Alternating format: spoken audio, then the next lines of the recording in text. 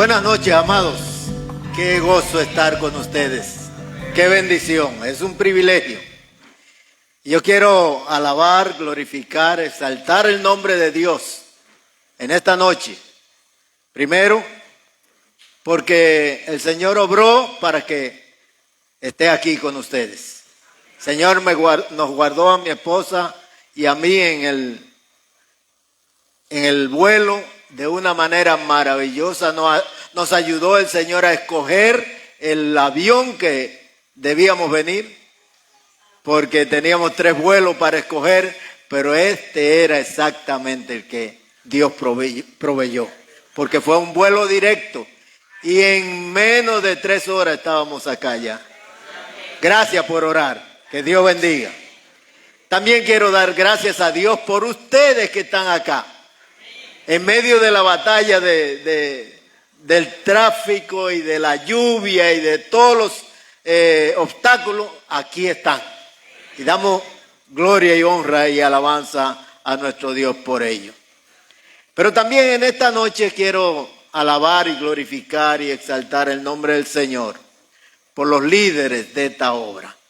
Dios se ha engrandecido. Dios se está engrandeciendo. Y Dios se va a seguir engrandeciendo a través de estos líderes. Y yo sé que la obra que el Señor comenzó la va a perfeccionar. Y damos gloria y honra a su nombre.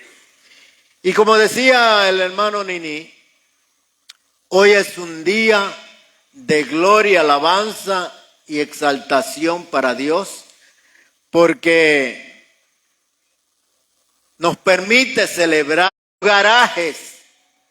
Tuvimos que dar culto en oficinas. Pero aquí está esta obra. ¿Quién lo hizo? Cristo. Y a Él sea la gloria. Amén. ¿Cuántos dicen amén?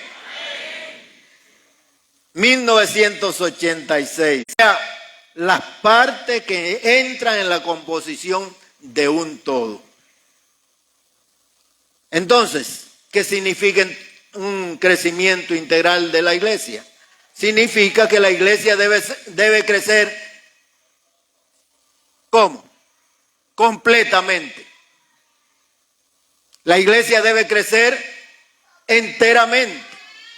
La iglesia debe crecer en todas las áreas.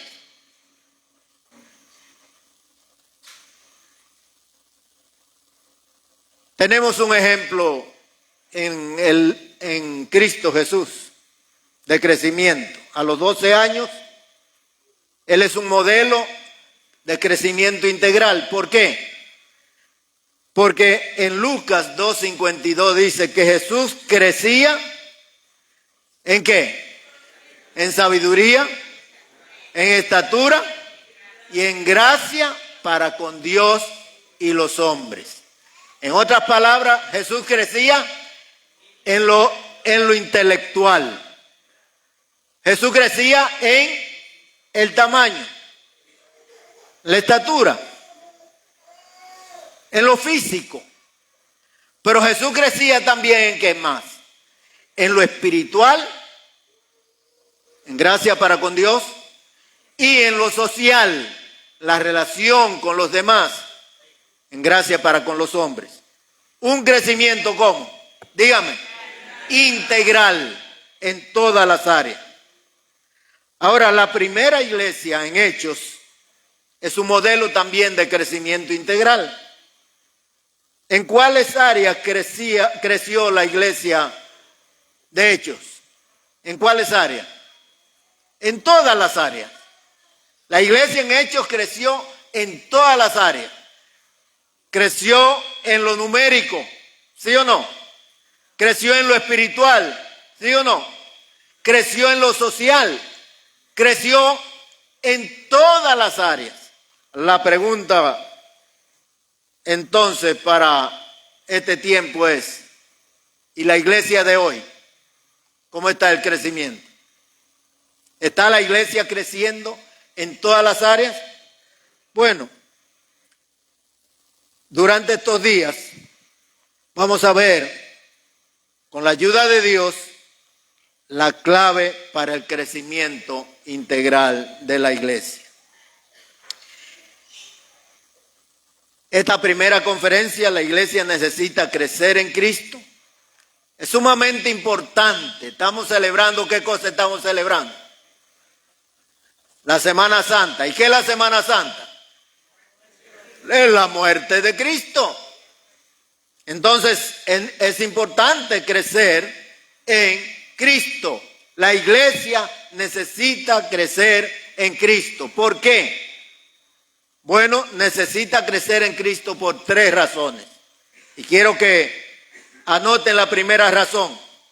La iglesia necesita crecer en Cristo por lo que Él es.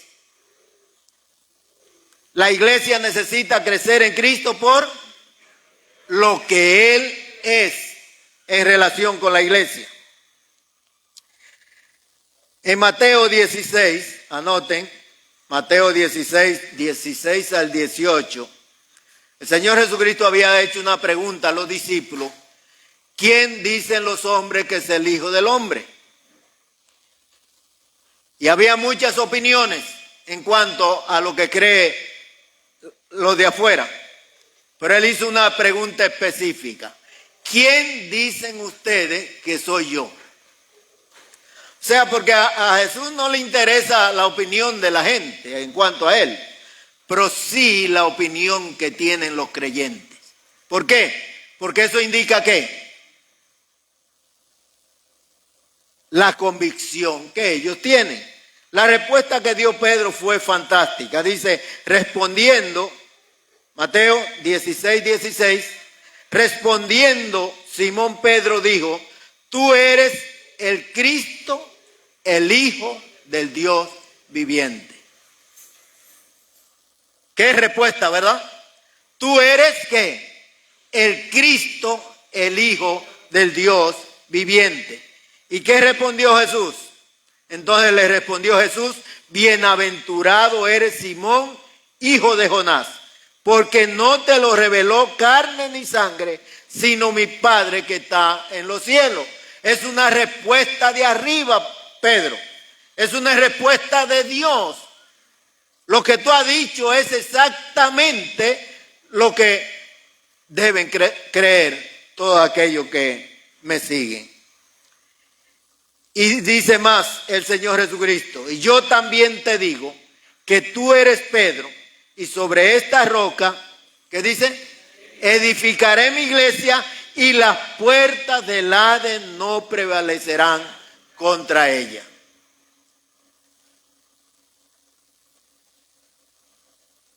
La iglesia necesita crecer en Cristo por lo que Él es. ¿Y qué es Cristo en relación con la iglesia? 4 verdades que quiero que la noten ahí. 4 verdades. Primera, Cristo es el fundamento de la iglesia. Cristo es el fundamento de la iglesia. Segundo, Cristo es el fundador de la iglesia. Tercera, Cristo es el propietario de la iglesia.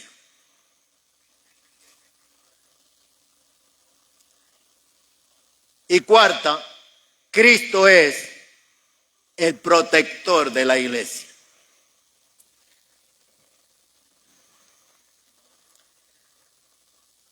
Cuando Pedro dijo esta verdad en cuanto a Cristo, Cristo le dice, y yo también te digo que tú eres Pedro. Y Pedro significa piedra. Pero Cristo no dijo, sobre esta piedra edificaré mi iglesia. O sobre ti edificaré mi iglesia. ¿Qué dijo? ¿Qué dijo Cristo? Sobre esta roca. ¿Quién es la roca? Pedro. No, Cristo es la roca. Por eso que la iglesia no la han podido mover. ¿Por qué? Porque está edificada sobre ¿quién?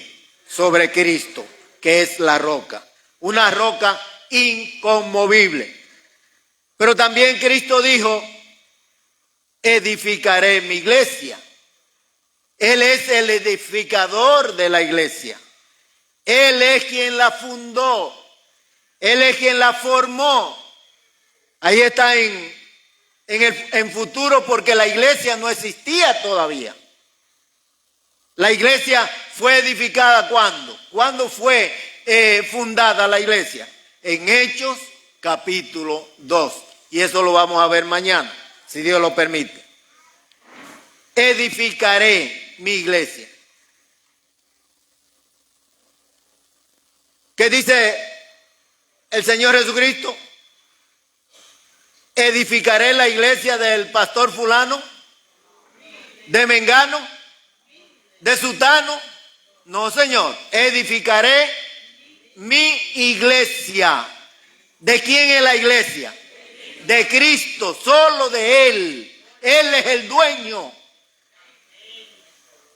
Los edificios pueden ser de los hombres, pero la iglesia es del Señor. Nos echaron de los edificios, que se queden con ellos. Dios puede dar otro edificio y los ha dado. ¿Cuánto alaban a Dios? ¿Cuánto alaban a Dios? Esa es una bendición que solo Dios la puede dar. Y por último, las puertas del Hades no prevalecerán contra ella. La oposición del diablo, del infierno. Sentíamos que el infierno se nos abría en 1986 y que el enemigo nos tragaba, pero Dios es poderoso y más poderoso que el enemigo. Y Él nos dio la victoria y por eso estamos acá. Alabamos al Señor, ¿verdad? Así que debemos crecer en Cristo. Debemos crecer en Cristo. Es una necesidad. La iglesia tiene que seguir creciendo en Cristo porque Él es el fundamento, Él es el fundador y Él es también el dueño y protector de la iglesia. Nuestra vida debe estar ligada a Cristo todo el tiempo. Pero en segundo lugar, la iglesia necesita crecer en Cristo por lo que Él hizo. En Hechos capítulo 1,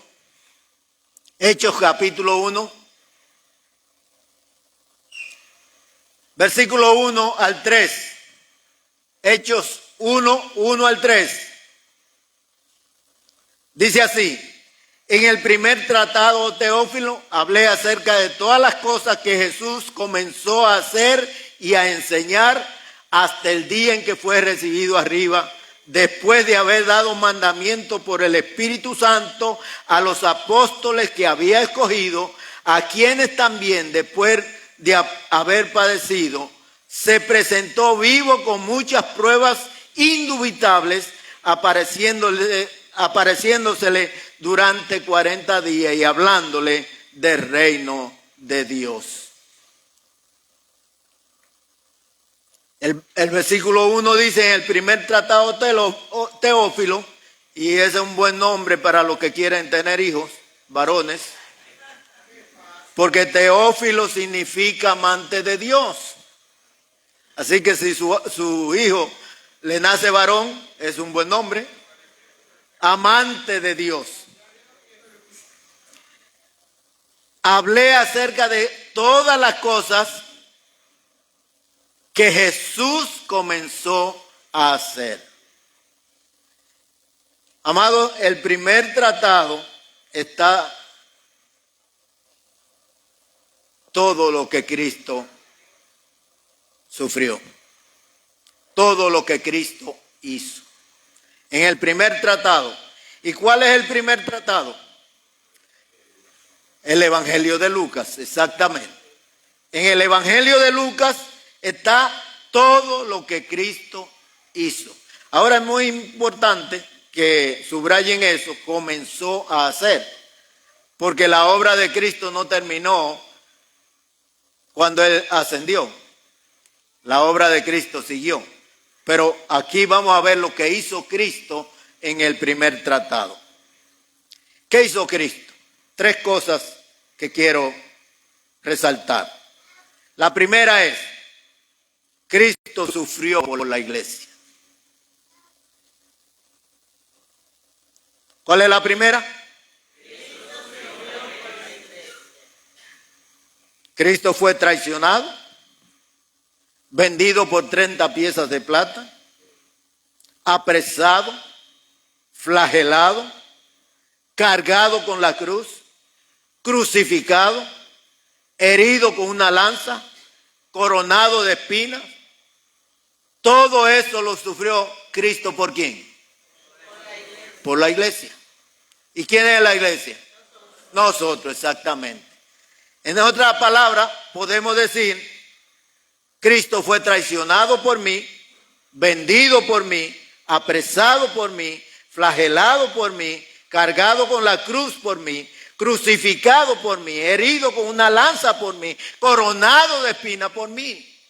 Todo lo que Cristo hizo fue por mí. Yo merecía eso. Pero Cristo lo hizo ¿por quién? Por mí. Y si hay alguno que no se ha entregado a Cristo, Cristo lo hizo por ti.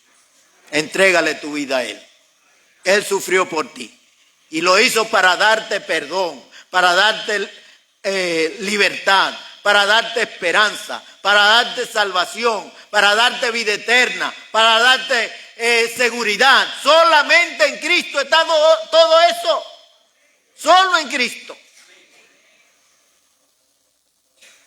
Y eso lo recibí yo en 1966.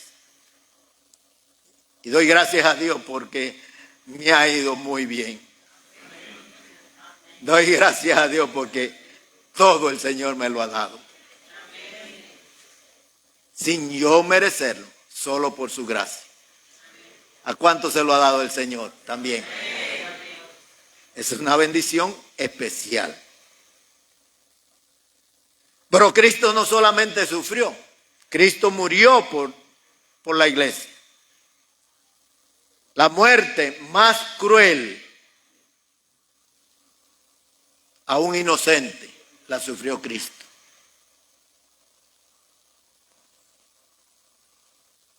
En Lucas, cuando él oró antes de ir a sufrir la muerte, él dijo: Padre, si es posible, pase de mí esta copa. ¿Y cuál era esa copa? La muerte. La muerte más cruel la sufrió Cristo. ¿Y por qué la sufrió? Por mí y por ti.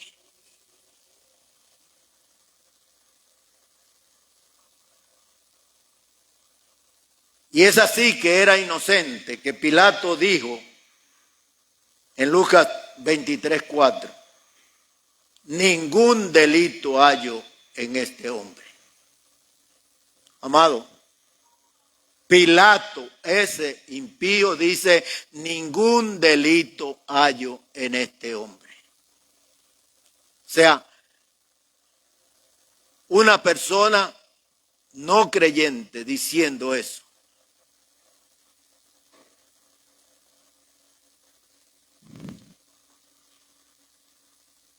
Pero también Cristo no solo sufrió por la iglesia y murió por la iglesia, pero algo muy importante que quiero destacar es que Cristo resucitó por la iglesia. Él ganó la victoria. Él venció la tumba. Él venció el pecado. Él venció la muerte. Él venció a Satanás. Él venció el infierno. Y esa victoria es tuya y mía.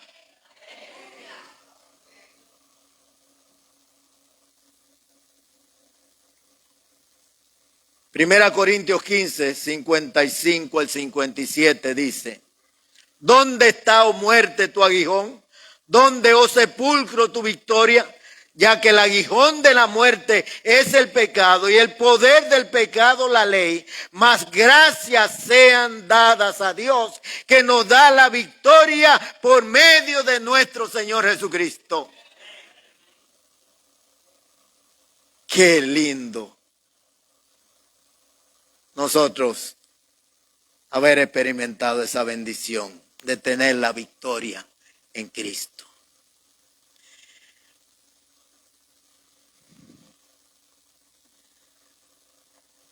En tercer lugar, La iglesia necesita crecer en Cristo por lo que Él sigue haciendo.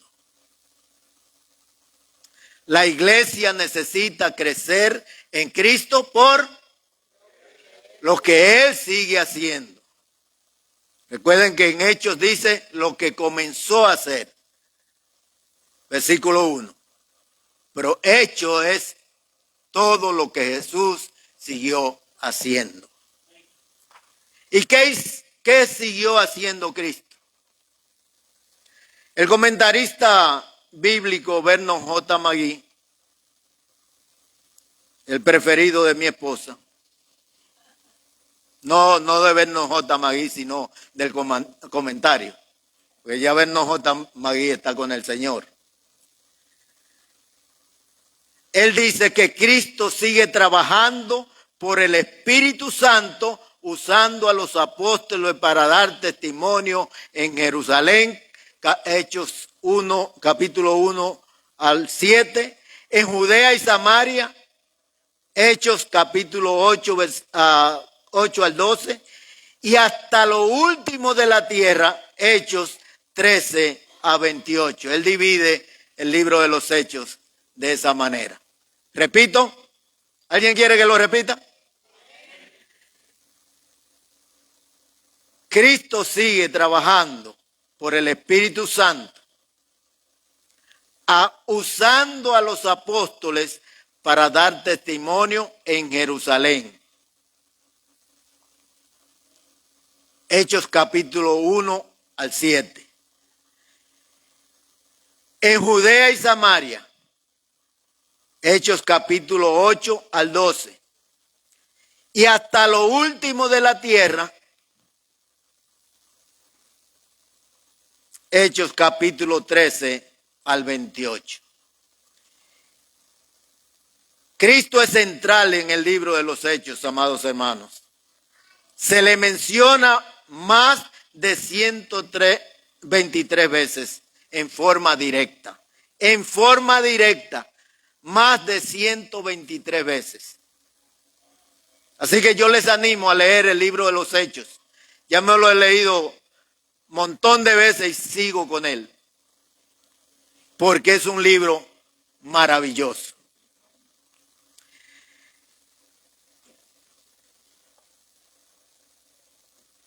¿Qué sigue haciendo Cristo? 4 cosas quiero resaltar. Cristo comenzó la iglesia el día de Pentecostés.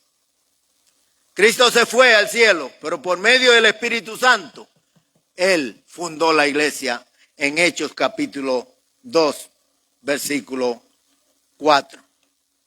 Y fueron todos llenos del Espíritu Santo y comenzaron a hablar en otras lenguas según el Espíritu les daba que hablasen. De esa segunda parte vamos a hablar mañana, si Dios lo permite. Que comenzaron a hablar en lenguas, no, en otras lenguas. Vamos a ver qué significa eso entonces, mañana si Dios quiere. La iglesia no existía antes del día de Pentecostés. Fue en ese día que comenzó con el bautismo del Espíritu Santo y con la llenura del Espíritu Santo. La iglesia fue bautizada por el Espíritu Santo ese día y fue llena del Espíritu Santo, es decir, capacitada para hacer la obra del Señor. Número 2. Cristo usó a Pedro para añadir miembros a la iglesia. A través del Espíritu Santo,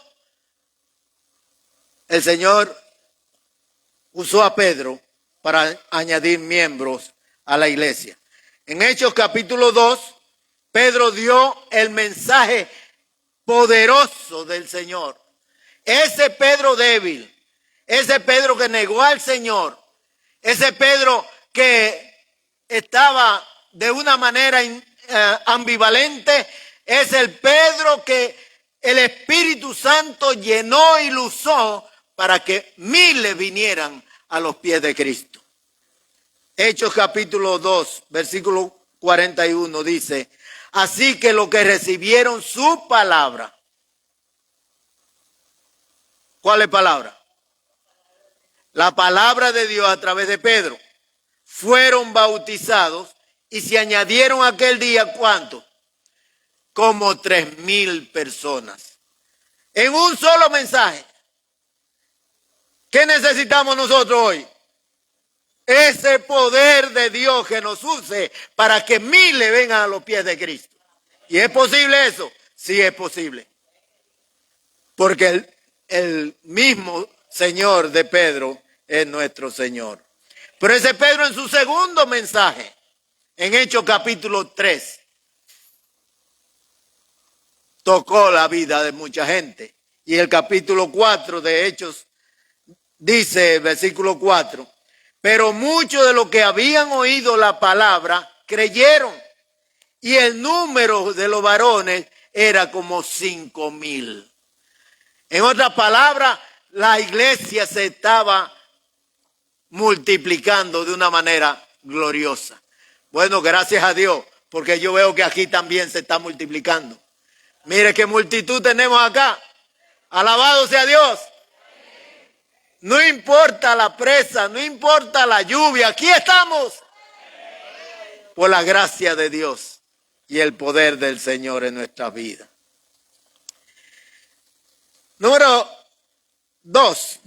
Número 3. Cristo comenzó la iglesia el día de Pentecostés. Cristo usó a Pedro para añadir miembros a la iglesia. Pero Cristo usó a Felipe para añadir miembros a la iglesia también. Felipe no era uno de los apóstoles. Felipe era uno como nosotros. Y el Señor lo usó de una manera poderosa, de tal manera que en Hechos 8:12 dice, pero cuando creyeron a Felipe que anunciaba el reino de Dios y el nombre de Jesucristo, se bautizaron hombres y mujeres. Es decir, que Felipe fue un instrumento de Dios para que hombres y mujeres vinieran a los pies de Cristo. Amén. Pero Jesús también, Cristo también usó a Pablo. Cuando Pablo se convirtió, comenzó a ser un instrumento del Señor poderoso. Y en Filipos hubo una mujer que se convirtió al Señor. ¿Cómo se llamaba? ¿Se acuerdan? ¿Alguien se acuerda? Lidia. Dice en Hechos 16, 14 y 15. Entonces una mujer llamada Lidia, vendedora de púrpura de la ciudad de Tiatira, que adoraba a Dios sin conocerle, estaba oyendo. Y el Señor abrió el corazón de ella para que estuviese atenta a lo que Pablo decía. El Señor hizo una cirugía allí de corazón, como en usted y en mí, porque solamente el Señor sabe hacer esa cirugía para que llegue la salvación a nosotros. Y dice, y cuando fue bautizada y su familia nos rogó diciendo, si habéis juzgado que yo sea fiel al Señor, entrad en mi casa y posad. Y nos obligó a quedarnos. Esta mujer no solamente se convirtió ella, ¿quién más se convirtieron? Su familia se bautizaron. Y es muy importante lo que esto se da aquí. Lidia creyó en el Señor y se bautizó ella y su familia. Pero también el carcelero de Filipo creyó en el Señor y se bautizó él y su familia. ¿Cuándo es que hay bautismo aquí? ¿Cuándo es que tenemos bautismo? Mañana. ¿Cuántos se van a bautizar? De los que están aquí, uno. ¿Quién más se va a bautizar? Bueno, después de la conversión, ¿qué viene? El bautismo.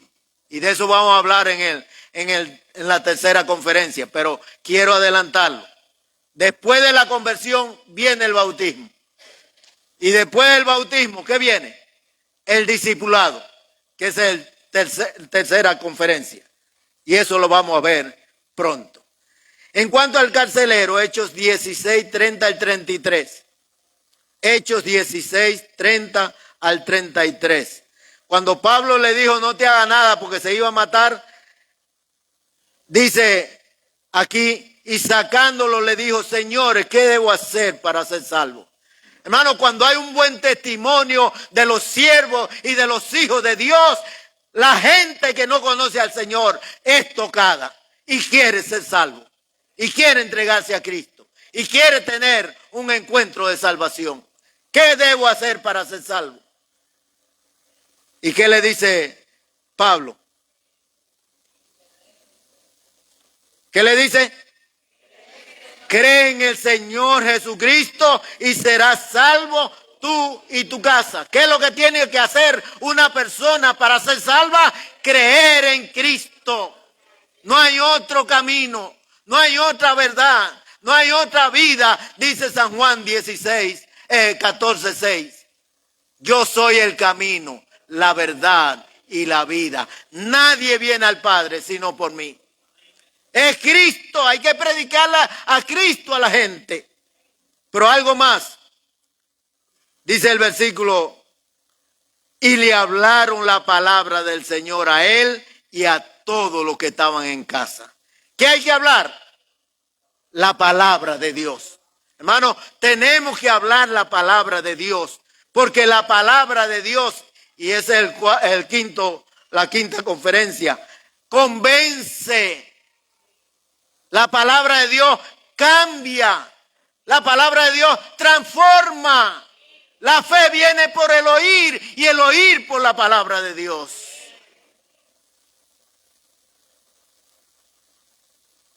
Y dice, y él tomándolo en aquella misma hora de la noche, le lavó las heridas porque estaban heridos, fueron golpeados, fueron masacrados. Pero después le lavó las heridas, dice, y enseguida se bautizó él. ¿Con quién? Con todos los suyos. Porque creyó él y toda la familia se bautizaron. ¿Qué es lo que viene después de creer? Hay que bautizar a las personas. Y después del bautismo, ¿o ya se completó con el bautismo? No, lo que viene es el discipulado. Y eso lo vamos a ver en la tercera conferencia. Así que el Señor usó ¿a quién? Para añadir miembros a la iglesia. ¿A quién usó? A Pedro. ¿A quién más? A Felipe. ¿A quién más? A Pablo. ¿Y ahora a quién está usando? ¿A quién nos está usando el Señor? A nosotros. A nosotros. ¿A quién usó Cristo para añadirnos como miembro de su iglesia? Pregunto. ¿A quién usó Cristo para añadirnos como miembro de su iglesia? Puede ser que no solo haya sido una persona, puede ser que haya sido 2 o 3.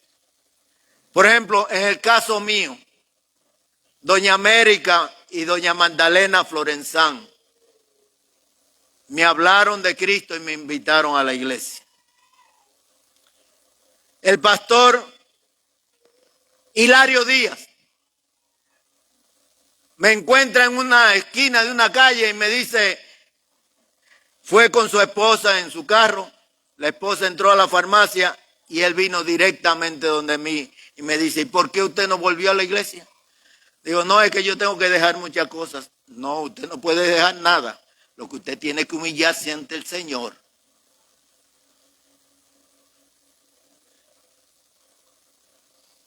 Me dejó herido. Me dejó herido. Me fui a mi casa. Y en mi cuarto le pedí perdón al Señor. Y volví a la iglesia. Y el domingo, cuando predicó el pastor Juan Luis Lluvere, e hizo el llamado, El mensaje era: el maestro está aquí y te llama. San Juan, capítulo 11. El maestro está aquí y te llama. Y yo sabía que era a mí. Y cuando hizo el llamado, yo pasé. Le dije: vengo para que ore por mí. Yo me entregué al Señor en mi habitación, pero quiero confirmar esa decisión. Y oró por mí. Y el pastor Félix, José Félix Beltré, ¿alguno se acuerda de ese hermano? José Félix Beltré. Me dio el discipulado y fui bautizado el 18 de diciembre de 1966. 18 de diciembre de 1966. ¿A quién usó Dios para traerte, añadirte a su iglesia? A ver, Nelson, ¿a quién usó Dios para añadirlo a su iglesia? Efraín Raimundo. Ok. Mano Nini, ¿a quién usó Dios?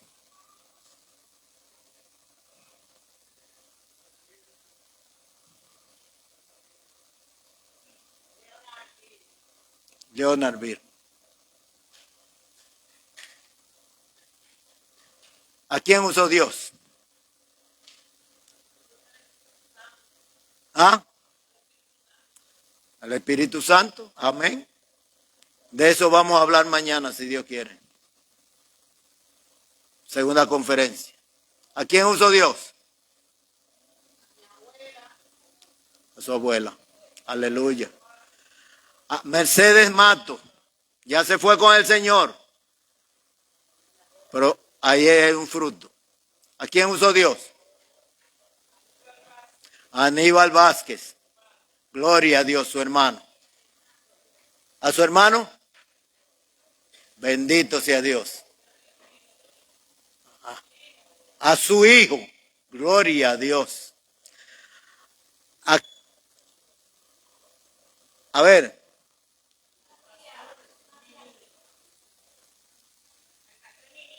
Pastor Nini. Gloria a Dios. Así. A su abuelo. Mire qué bendición. Gloria a Dios. Qué bueno, la familia. La familia también. Hermano, Dios quiere usarnos a nosotros para ganar a otros, a nuestra familia, a nuestros amigos, a nuestros compañeros de estudio, de trabajo o de juego también. Que el Señor nos ayude, que podamos ser nosotros esos instrumentos que el Señor use para ganar a otros y añadirlo a su iglesia.